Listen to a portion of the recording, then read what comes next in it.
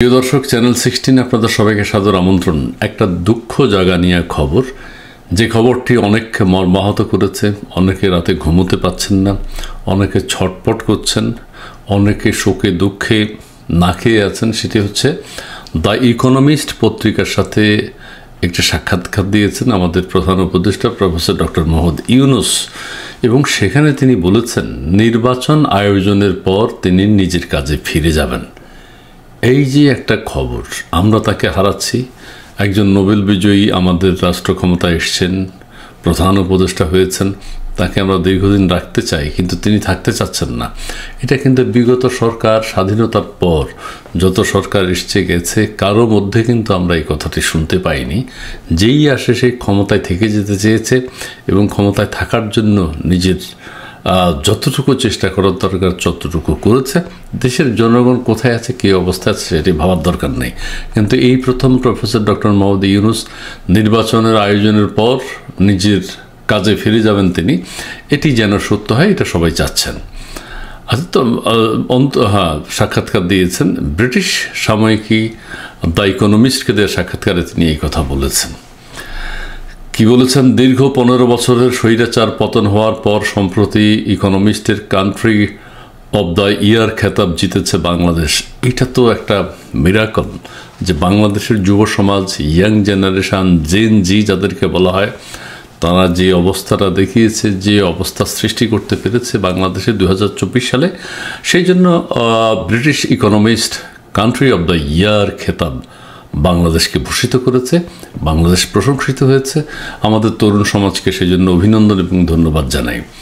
এ নিয়ে প্রতিক্রিয়া জানাতে প্রধান উপদেষ্টার সাক্ষাৎকার নেয় সাময়িকীটি।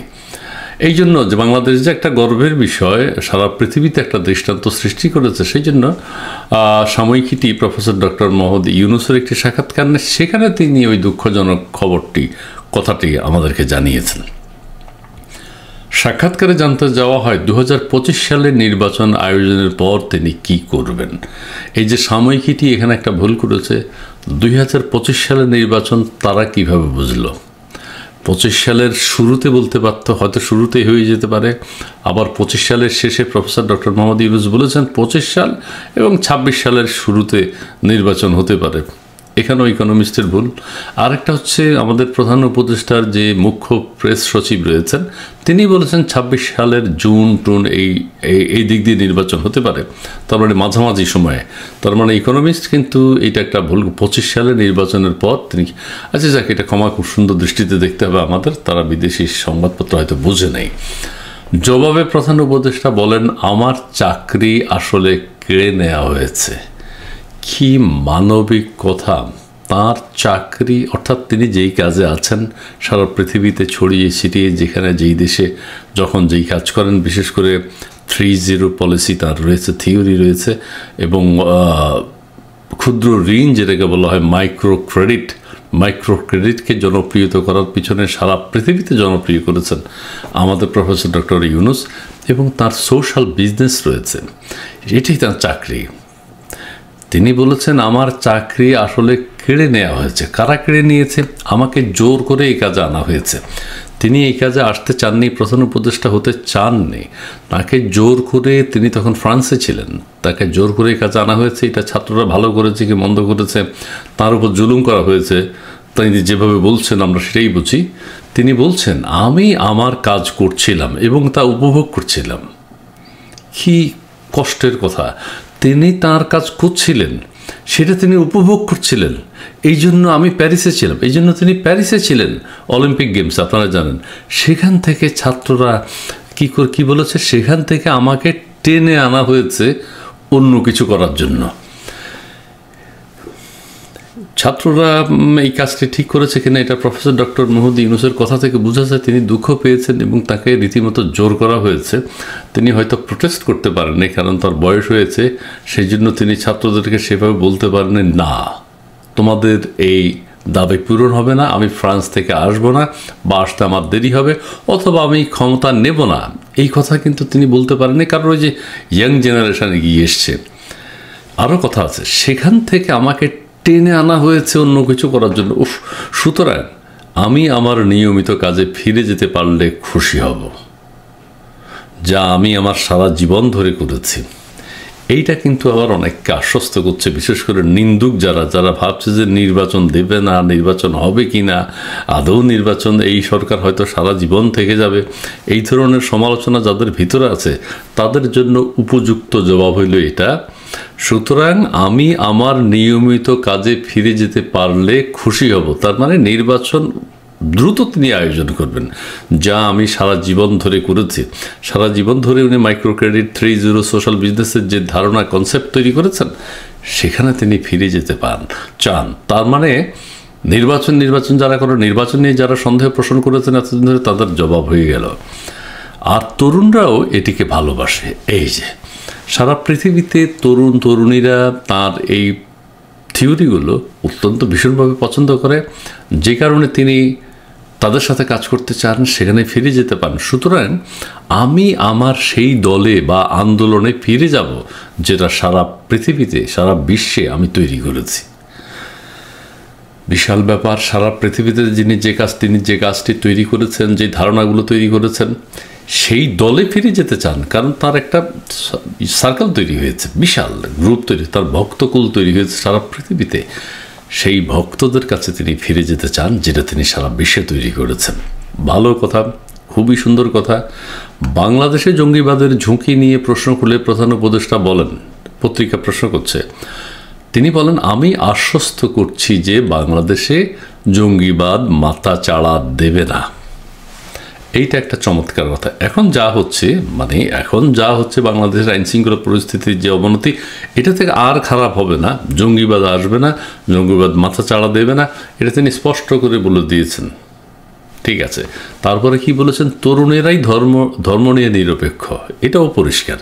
তরুণদের মধ্যে কোনো ধর্ম নিয়ে কোনো বাধা নিষেধ বা কোন ধর্মে কে কী করলো, হিন্দুদের মূর্তি পূজা, হিন্দুদের যে দুর্গা পূজা, এগুলো নিয়ে আমাদের ইয়াং জেনারেশন কোনো মাথা ব্যথা নেই। তারা নতুন বাংলাদেশ গড়তে চায়, দুর্গা পূজার সময় ওয়াজ করতে চায়, কোনো শরীফ তেলাওয়াত করতে চায়, যেটা আগে কেউ করেনি, কিন্তু তরুণরা সেটা করতে চাচ্ছে এবং সেটা হচ্ছে। এই তরুণেরা পুরো বিশ্ব পরিবর্তন করতে পারে। এটা শুধু বাংলাদেশের তরুণদেরকে বুঝিয়েছেন উনি, বিশ্বের তরুণদেরকেও তিনি বুঝিয়েছেন। বিশ্ব তরুণরাও যদি খেপে যায় বা কোনো পরিবর্তন ঘটাতে চায়, সেটি তারা যুগে যুগে বিভিন্ন দেশে কিন্তু এই দৃষ্টান্ত আছে। এটা শুধু বাংলাদেশ বা আরেকটি দেশ পরিবর্তনের বিষয় নয়। এই তরুণরা বাংলাদেশ যা করেছে এটি একটি উদাহরণ যে তরুণরা কত শক্তিশালী। বাংলাদেশের এই উদাহরণ সারা পৃথিবীতে কাজে লাগতে পারে। বাংলাদেশের তরুণ সমাজ, বলা হয় যে বাংলাদেশের মতো তরুণ পৃথিবীতে আর নেই, সেটি হচ্ছে আমাদের আমেরিকা দখল, ভারত দখল, এগুলোর বিষয়ে যদি আমরা কথা বলি এবং কোন এনার্জি থেকে, কোন পাওয়ার থেকে আমরা কথা বলছি, সেটা হচ্ছে আমাদের তরুণ সমাজ সবচেয়ে বেশি। এটা হচ্ছে আমাদের ভালো দিক, যে কারণে আমেরিকাকেও যে কোনো মুহূর্তে আমরা থ্রেট করতে, যে কোনো মুহূর্তে না, অলরেডি থ্রেট করে ফেলেছি। কলকাতা 4 দিন, আমেরিকা এখন আমাদের কাছে কিছু না, এটা সবাই বলছে। বিএনপির নেতাও বলছেন, সাবেক সেনা কর্মকর্তারা বলছেন। ইউনূস সাহেবও বুঝিয়ে দিতে চান বাংলাদেশ যা করেছে এটি একটি উদাহরণ যে তরুণরা কত শক্তিশালী। এটা তিনি বলে দিতে, আমরা দেখেছি, এটা কথাটা তো সত্য। প্রধান উপদেষ্টা আরও বলেন, আমাদের উচিত তাদের প্রতি মনোযোগ দেয়া। অতীতে কিন্তু এইভাবে তরুণদের প্রতি মনোযোগ দেয়া হয়নি, এবারে দেয়া হচ্ছে এবং তাদের প্রতি স্পেশাল মনোযোগ দিতে হবে, এটা স্বাভাবিক ব্যাপার, বিশেষ করে তরুণীদের উপর। এটা আবার বিশেষ করে কেন বললেন সেটি বুঝি নেই।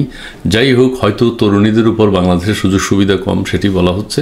ঠিক আছে, তরুণী তারা আমাদের অভ্যুত্থানে গুরুত্বপূর্ণ ভূমিকা পালন করেছে, তরুণীরাও গুরুত্বপূর্ণ ভূমিকা পালন করেছে। আমাদের উচিত তরুণীদের উপর মনোযোগ দেয়া, যাতে তারা তাদের স্বপ্ন পূরণ করতে পারে। তাদের স্বপ্ন অলরেডি একটা পূরণ হয়ে গেছে এবং দেশের যে পরিবর্তন তারা চাচ্ছে। অলরেডি পাকিস্তানের সাথে আমাদের যোগাযোগ হয়ে গেছে এবং আমরা যে পাকিস্তানের কাছাকাছি চলে যাচ্ছি, ভারতকে সরিয়ে প্রয়োজনে বাংলাদেশ অংশ আমরা পাকিস্তানের কাছাকাছি নিয়ে যাব, অথবা পাকিস্তানকে টেনে ভারতকে ডিঙিয়ে আমাদের পাশাপাশি বসাবো, আমরা দুই দেশ একসাথে হয়ে যাব। ঢাকা বিশ্ববিদ্যালয়ে পাকিস্তানের শিক্ষা বা অন্যান্য বিষয়ে যে পাকিস্তানের সাথে যোগাযোগ শিক্ষাক্ষেত্রে, সেগুলোর ব্যাপারে ঢাকা বিশ্ববিদ্যালয়ের সিদ্ধান্ত নিয়ে ফেলেছে। অতীতে যেগুলো ছিল না, সেগুলো এখন থেকে চালু হয়ে পাকিস্তানের সাথে আমাদের শিক্ষা কার্যক্রম বা অন্যান্য যেসব আদান প্রদান ছিল, সেগুলো আবার পুরোদমে চালু হচ্ছে। ঢাকা বিশ্ববিদ্যালয়ে সিনেট সেই সিদ্ধান্ত নিয়েছে। তাদের সুযোগ এসেছে, তাদের সক্ষমতা রয়েছে, সব কিছু রয়েছে। এখানে আরেকটু বলি, অভ্যুত্থানের নেতৃত্ব দেওয়া 3 তরুণ ক্যাবিনেটে আছেন উল্লেখ করে ডক্টর ইউনূস বলেন তারা দুর্দান্ত কাজ করছে, তারা সক্ষম, তারা দুর্দান্ত কাজ করছে, তারা সক্ষম। এবং এরই মধ্যে তারা বলেছে, উপদেষ্টারাও বলেছেন, তরুণ উপদেষ্টারা বলেছেন, সমন্বয়করা বলেছেন যে আমরা 71 সালে ভারত পাকিস্তানের বিরুদ্ধে যুদ্ধ করেছিল, ভারতের বিজয় হয়েছে, কাজেই পাকিস্তানকে যারা সমর্থন করেছে, বাংলাদেশের এই অংশের মানুষকে, পূর্ব পাকিস্তানের মানুষকে হত্যা করেছে বা অন্যান্য যা কিছু করেছে, পাকিস্তানের পক্ষ যারা সমর্থন করেছে তারা ভালো করেছে। কারণ এই যুদ্ধ তো ভারত পাকিস্তান যুদ্ধ, ভারত বিজয় অর্জন করেছে, সো পাকিস্তানের পক্ষে যারা ছিল তারা সবাই ভালো করেছে। এই যে 30 লক্ষ না 2 লক্ষ 2.5 লক্ষ মা বোনের ইজ্জত কী বলে না শহীদ, এগুলো ঠিকই আছে। সেদিকে একসময় বলা হতো পূর্ব পাকিস্তান, এখন আর পূর্ব পাকিস্তান বলার দরকার নেই, 2 পাকিস্তানই একসাথে হওয়ার চেষ্টা চলছে। এবং সেক্ষেত্রে আমাদের উপদেষ্টা সমন্বয়করা খুব ভালো কথা বলছে, তরুণ সমন্বয়ক। এই তরুণেরা গত শতাব্দীর তরুণ নয়, মানে প্রফেসর ডক্টর ইউনূস সাহেবরা যেই শতাব্দীর মানুষ, এরা কিন্তু সেই শতাব্দীর মানুষ নয়। কাজেই তারা এই শতাব্দীর তরুণ, তাদের মধ্যে একটা তারুণ্য আছে, উদ্যোগ আছে। অতীতে আমরা শুনেছি 71 সালে বাংলাদেশের তরুণ সমাজ বা সকল শ্রেণীর মানুষ যুদ্ধ করেছিল, একটা পরিবর্তন এনেছে, একটা দেশ স্বাধীন করেছে, একটা দেশ মানচিত্র দিয়েছে, পতাকা দিয়েছে, বিশাল ব্যাপার। অন্য দেশের সাথে যুদ্ধ করে, অন্য অংশের সাথে যুদ্ধ করে, তারা তো তাদের কথা বাদ দিলেন, তারা বিগত শতাব্দীর, এই শতাব্দীর তরুণদের আলাদা বৈশিষ্ট্য আছে এবং তারা অন্যান্যদের মতোই সক্ষম। এই কি বললো, এই তরুণেরা গত শতাব্দীর তরুণ নয়, অফকোর্স এরা নতুন নিউ জেনারেশন, নতুন শতাব্দীর তরুণ তরুণী, তারা এই শতাব্দীর তরুণ। হ্যাঁ, তারা অন্যান্যদের মতোই সক্ষম, অন্যান্যদের মতো বলতে সবার মতোই তারা সক্ষম, তারা ভালো কাজ করছে, সেটি আমাদের প্রফেসর ডক্টর ইউনূস সাহেব দেখতেছেন। তবে যে কথাটাই বলি, যেটি দুঃখের, আমি আবারও বলি, অনেকে মর্মাহত হয়েছেন এই কথাটি শুনে। প্রফেসর ডক্টর মোহাম্মদ ইউনূস এত দ্রুত এই কথাটি কেন বললেন? ইকোনমিস্টের সাক্ষাৎকারে তিনি বলেছেন নির্বাচনের আয়োজনের পর তিনি নিজের কাজে ফিরে যাবেন। এটি কতটুকু সত্য হয়, কত দ্রুত সত্য হতে পারে, সেটি এখন দেখার বিষয়। বন্ধুরা ভালো থাকবেন, সুস্থ থাকবেন, ধন্যবাদ।